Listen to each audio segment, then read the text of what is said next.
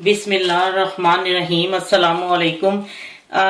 आज मैं जो आपको रेसिपी दे रही हूँ वो भी ईद के हवाले से, ईद स्पेशल है और इसका नाम है पालक गोश्त।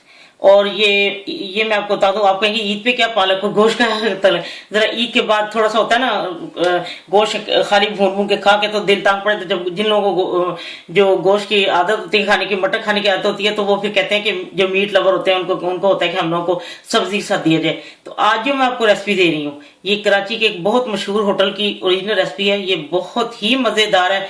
आप यकीन करें, आप ये जब बनाएंगे ना तो आप कहेंगे, इससे पहले खाने वाले भी कहेंगे इससे पहले हमने कभी ये पालक गोश्त खाया ही नहीं। और दूसरा ये कि ये जिन लोगों ने, मेरी फैमिली या जिन लोगों ने खाया था, उन्होंने इतनी फरमाइश की थी, मैंने उनको बोला था मैं ईद पे आप लोगों को दूंगी। तो आप ये मैं आपको देती हूँ। इसके लिए मुझे जिन चीजों की जरूरत है उसके लिए मैंने, ठहरे मैं आपको पहले बता दूं, मैंने ये सब क्लियर करना है कि कुछ लोग, मैंने आज ये बात कहना चाहती हूँ कि कुछ लोग जो है वो पालक को उबालने के बाद पीस लेते हैं। क्यों? वो तो जायका खत्म हो जाता है। मेरी माँ भी उबालती थी, वो कहती थी कि इसके ये जमीन से चूंकि निकलती है, इसके अंदर वो बहुत ज्यादा जमीन की गर्मी रहती है। लेकिन आज सलाद नहीं जमीन से निकलता। पालक जो आजकल तो लोग कच्ची खाते हैं, आमलेट बना रहे हैं पालक के साथ, बेबी स्पिनच जो होती है उसके साथ लोग वो कच्ची सलाद में डालते हैं, तो वो तो जायका ही खत्म हो जाता है। लोग बनाते हैं, ठीक है, उसका जायका, उनकी हांडी का बहुत मजा, मैं नहीं कहती। लेकिन आज जो मैं आपको रेसिपी दे रही हूँ, आप यकीन करें कि आप इस तरह बनाएं तो आप कहेंगे ऐसे हमने साल नहीं आज तक खाया पालक गोश्त का। और इसके और ये है कि बहुत इसकी मुझे ज्यादा, हमारी फैमिली बहुत ज्यादा दबाव डाल रही थी कि ये रेसिपी, जिन लोगों ने खाई है उनको बहुत ज्यादा मुझे प्रेशर था कि ये रेसिपी जरूर दे। चलिए ठीक है, मैं आज आपको बताती कि मैं किन किन चीजों की जरूरत है। ये मटन मैंने लिया है 1/2 किलो और इसको मैंने हाफ डन कर लिया। और 250 ग्राम इसके लिए मुझे इसकी यखनी भी साथ चाहिए थी। अब मैं आपको बताती हूँ बाकी चीजें। इसमें पालक चाहिए मेरे पास। आप यकीन करें, मुझे पालक, फ्रेश पालक नहीं मिली, तो ये मैंने फ्रोजन है। ये भी इसको, ये इसके पीसा नहीं हुआ, ये वैसे पत्ते ही हैं उसके साबुत, तो उन्होंने इसको फ्रीज किया हुआ। ये अगर आपके पास ताजी है तो उसको बारीक काट लें। मैंने 250 ग्राम ली है। अगर आप ज्यादा डालना चाहते हैं डाल लें, लेकिन ये परफेक्ट इसमें, मतलब इसका जायका इसके साथ, रेसिपी के साथ परफेक्ट है ये। अगर आपने पालक ज्यादा डालनी तो फिर थोड़ी सी सारी चीजों को मिकदार बढ़ा दें। और एक छोटे साइज का प्याज, और अदरक लहसुन जो है वो 1 टेबल स्पून, नमक 1/2 टी स्पून, धनिया पाउडर 1 टीस्पून, और हल्दी जो है वो 1/4 टीस्पून, क्रश सुरख मिर्च जो है ये 1 टीस्पून, सॉरी। और टमाटर ये मैंने फ्रोजन थे इनको। आपने जब टमाटर, इन्हें 100 ग्राम टमाटर, उनको छिलका, 100 ग्राम से ज्यादा हो जाए कोई फर्क नहीं पड़ता, उसका छिलका उतार के तो आपने ये इसको पीस लेना है। ये मैंने, ये फ्रोजन थे, इसको मैंने जब मैंने इसको बाहर निकाल के रखा है तो इसका छिलका मैंने आराम से उतार लिया था और इसको मैंने पीसा। ये भी ठंडा है बहुत ज्यादा, ये हो जाती है, फ्यूरी बन जाती है। इसको आपने पीस लेना है। और 1 टीस्पून जो है वो जीरा है, 1 टीस्पून कसूरी मेथी है, और ये 4 से 5 अदद साबुत गोल मिर्चें हैं, और 1 टीस्पून सब्ज मिर्च का पेस्ट है, ये लाजमी है सब्ज मिर्च का पेस्ट। और 1 टेबल स्पून जो है वो बटर है, और 1/2 कप ऑयल है। अब मैं ये आपको बताती हूँ कैसे तैयार करना है। ये तेल गर्म हो चुका है, मैं इसमें प्याज डालूंगा। प्याज ये लाइट हो गया फ्राई, और अब इसमें मैं ये डाल देती हूँ अदरक लहसुन डालेंगे। ये वो भी अदरक लहसुन भी फ्राई हो चुका है, मैं इसमें मटन डाल देती हूँ। ये अब मैंने गोश्त को थोड़ा अच्छी तरह मिक्स कर लिया, ये हो गया। अब इसके अंदर मैं चिली पेस्ट, जो ग्रीन चिली पेस्ट है, ये डालने लगी। मैंने ग्रीन चिली को मैं जब लेके आती हूँ ना ज़्यादा साइज, तो फिर मैं उसको पेस्ट बना के ना, तो उसको मैं फ्रीज कर लेती हूँ। वो जो आइस क्यूब होते हैं ना उस ट्रे में, वो फिर जब मुझे ज़रूरत होती है तो फिर मैं निकाल लेती हूँ। और जब वो फ्रीज हो जाते हैं मैं उसको जिप लॉक में डाल के रख लेती हूँ। जब मुझे ज़रूरत होती है मैं निकाल लेती हूँ। अब इसके अंदर मैं ये सारे मसाले डालती हूँ।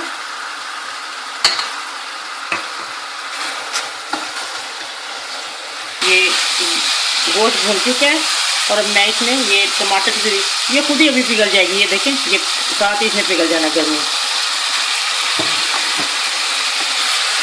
अब इसमें मैं जीरा डाल दूंगी, और यखनी डाल के इसको मैं, ये हाफ डन है ना, तो अब मैं इसको मुकम्मल कंप्लीट इसको गला लेती हूँ। या मैंने इसमें यखनी डाल दी है, इसको भून के। और अब मैं इसको, ये जब फुल डन हो जाएगा मैं आपको बताऊंगी किस वक्त बाकी चीज़ें डालनी है।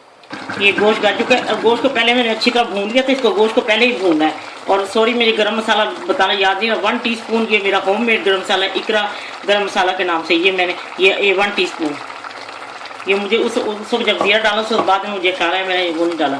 अब इसमें कुछ पानी है ना, इसको इसी तरह रहने देना और इसके अंदर अपने पालक बारीक काट के डाल देनी है, क्योंकि इसी के साथ उसका जायका होगा ना।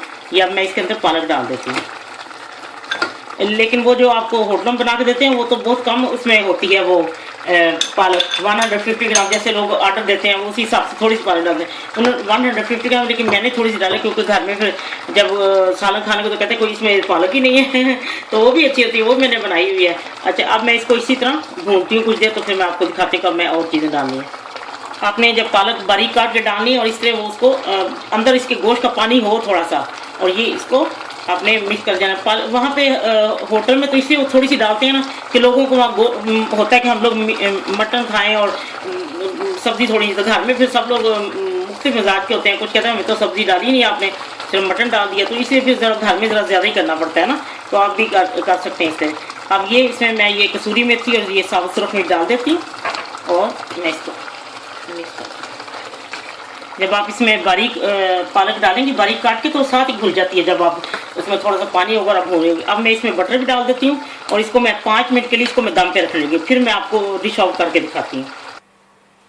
लीजिए, पालक गोश्त तैयार है। और अगर आप इसको गोश्त को कच्चा डाल के भूनना चाहते हैं तो यखनी इसमें जैसे मैंने हाफ डन किया था, अगर वो नहीं है तो प्लीज चिकन की जो यखनी है ना वो 250 ग्राम डाल दें। वो आप इस तरह भी कर सकते हैं, कनौर की टिक्की को लेकर उसको 250 ग्राम पानी में घोल लें तो वो चिकन की यखनी बन जाएगी, वो भी बहुत टेस्टी बनता है। मैंने वो भी एक दफा बनाया, वो इस तरह कच्चे इसको भून के, गोश्त को पहले इतना भून ले कि उसके जो है उसका वो कच्चापन खत्म हो जाए।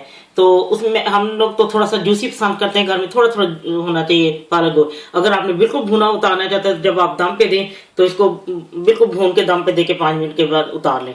तो ये जब आप बनाएंगे आप यकीन करें कि जो कोई एक दफा खाएगा आपसे पूछेगा दोबारा दूसरे टाइम के वापस सालन है पालक और गोश्त का, आप यकीन करें आपको बहुत पसंद आएगी जब आप बनाएंगे। लेकिन इसके लिए शर्त है, आजमाइश शर्त है।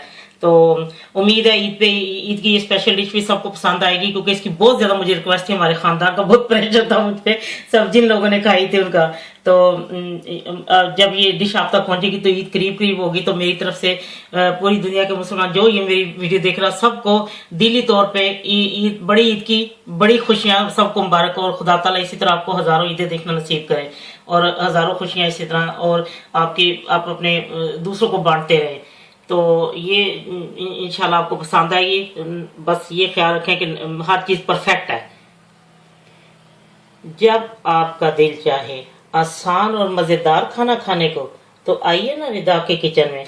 प्लीज सब्सक्राइब करना, कमेंट्स देना और प्लीज सब्सक्राइब करना, कमेंट्स देना और लाइक करना ना भूलें। अल्लाह हाफिज।